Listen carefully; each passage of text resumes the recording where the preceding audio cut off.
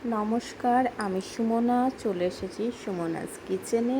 আজ দেশি গাওয়া ঘিয়ের রেসিপি নিয়ে 30 দিন ধরে জমা করেছি গরুর দুধের সর, আর সেই দুধের সর দিয়ে আজ আমি বানাচ্ছি গাওয়া ঘি। তো এভাবে ভালো করে সরটাকে হাতে করে আর হাতের তালুর সাহায্যে চেপে চেপে ভালোভাবে মেখে নিতে হবে। যেহেতু সরটা ঠান্ডা ছিল তাই শক্ত হয়ে যাবে মাখতে মাখতে। আবারও আস্তে আস্তে দেখুন কেমন নরম হয়ে যাচ্ছে, রঙটা আস্তে আস্তে সাদা থেকে হলদে হয়ে যাচ্ছে। ঠিক এভাবে হাত দিয়ে মেখে নিতে হবে, আবার হাতের তালুর সাহায্যে এভাবে মেখে নিতে হবে। ভালোভাবে মেখে নিয়ে এই যে দেখুন কেমন নরম পাতলা হয়ে গেছে না। এবার ফ্রিজ থেকে ঠান্ডা জল বের করে পুরো ভর্তি বাটি করে জল দিয়ে আমি এই মাখনটাকে জলের মধ্যে চুবিয়ে রেখেছি। এবার আস্তে আস্তে আমি মাখনটাকে তুলে নেব।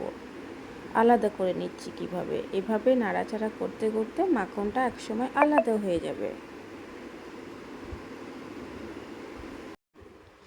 জল থেকে মাখন আলাদা হয়ে যেতে শুরু করলেই আমরা মাখনটাকে তুলে নেব। এভাবে হাতে করে ধরবো, জলটা টিপে টিপে ভালোভাবে বের করে নেব। এভাবে ঠিক এভাবে দু হাতে করে, আমি যেহেতু এক হাতে ফোন ধরেছি তাই টিপতে দু হাতে করে ভালো করে ব্যবহার করতে পারছি না। এক হাতে ফোন ধরেছি, এক হাতে মাখন বের করছি। তো এভাবে ভালোভাবে দু হাতে করে চেপে চেপে জল বের করে নিয়ে মাখনটাকে রেখে দেবো। এভাবে আমি বাকি সবগুলো মাখন এখান থেকে আলাদা করে নিয়ে ঘি বানাতে চলে যাব। ঠিক এভাবে দেখুন প্রসেসটা আমি আরও একবার দেখিয়ে দিচ্ছি। ঠিক এভাবে পুরো জলটাকে বের করে নিতে হবে। এভাবে ভালো করে হাত দিয়ে চেপে চেপে এই মাখনটা পুরো শক্ত হয়ে থাকবে। এভাবে আপনারা কিন্তু মাখনও ফ্রিজের মধ্যে স্টোর করে রাখতে পারেন। এভাবে এটা কিন্তু ঘোল চলে এলো, এটা গরমকালে তো খুবই উপকারী শরীরের পক্ষে। পুরোনো দিনের তো ঠাকুমারা এটাই বলতো, যদিও আমি কখনো টেস্ট করিনি, তবে শরীরের পক্ষে খুবই উপকারী। এবার গ্যাস জ্বালিয়ে আমি মাখনটা দিয়ে দিচ্ছি। এভাবে অনবরত নাড়াচাড়া করতে হবে। চামচ দিয়ে বা কড়াই করলে কড়াই খুন্তি দিয়ে আপনাকে নাড়তে হবে। নাড়তে নাড়তে মাখনটা আস্তে আস্তে তরল হয়ে যাবে। এই দেখুন এভাবে আস্তে আস্তে নাড়তেই থাকবে, কন্টিনিউ কিন্তু নেড়ে যেতে হবে, তা না ছাড়া কিন্তু এটা তলায় লেগে যাবে, তখন আর ঘিটা উঠবে না। দেখুন কেমন জলের মতো হয়ে গেল। এবার এর থেকে আস্তে আস্তে ঘি বের হবে। একটু পরেই আপনারা দেখতে পাবেন, এখান থেকে দেখুন এই যে একটু একটু করে ঘি, এই যে ঘি চলে আসছে আস্তে আস্তে। এখানে কিন্তু আঁচটা একটু কমা বাড়া করতে হবে, কখনো লো, কখনো মিডিয়াম, কখনো হাই, এভাবেই কিন্তু ঘিটা আমি তৈরি করেছি। আর কন্টিনিউ এভাবে চামচ দিয়ে নাড়িয়েছি। এই যে দেখছেন ঘি তৈরি হয়ে গেছে।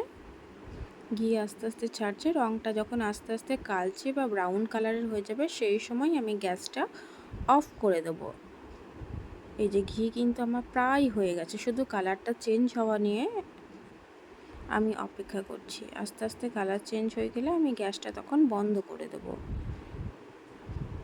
এইভাবে দেখুন কন্টিনিউ এই অবস্থায় তো পুরো সমানে নাড়তেই হবে, নেড়েই যেতে হবে, কারণ ঘিটা লেগে যাবে। এই দেখুন ঘি কিন্তু আমার তৈরি। আপনারা বুঝতে পারছেন কি না বুঝতে পারছি না যে কালারটা পুরো কালচে একটা রং চলে এসছে বাদামি রঙের। এবারে আমি আপনাদেরকে দেখাবো ঠান্ডা হওয়ার পর। এই যে ঠান্ডা হওয়ার পর বুঝতে পারছেন কালারটা কেমন এসেছে। এবার আমি ছাঁকনা দিয়ে ছেঁকে এটাকে একটা জারের মধ্যে স্টোর করে রেখে দেবো। এবার আপনি যতদিন খুশি এটা খেতে পারেন। আমার বাড়িতে বাচ্চা আছে আর আমি নিজে হাতে বানিয়েই ওকে কিন্তু এই ঘিটা খাওয়াই।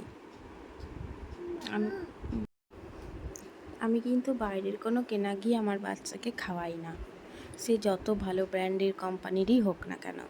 আমি সবসময় চেষ্টা করি আমার বাড়িতে বানানো ঘিটাই বাচ্চাকে খাওয়াবার, এটা শরীরের পক্ষে অনেক বেশি উপকারী।